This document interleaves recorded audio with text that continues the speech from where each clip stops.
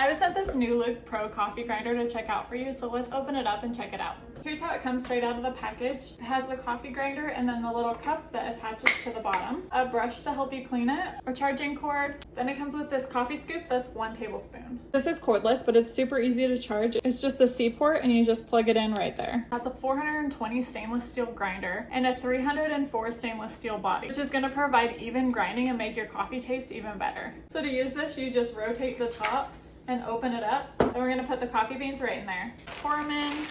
Just put the top back on, and then we're gonna hit the power button right at the top. I'm just gonna put this here and let it finish what it's doing.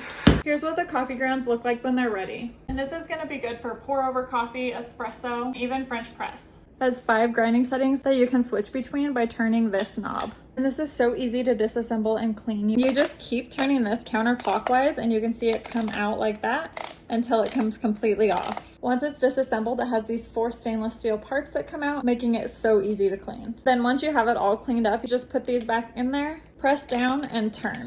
Then you can watch the grinder work its way back up in there, and it's ready to use again. This coffee grinder is so handy, and I love that it's gonna make my coffee taste even better. This is great for a coffee enthusiast or even would make a great gift.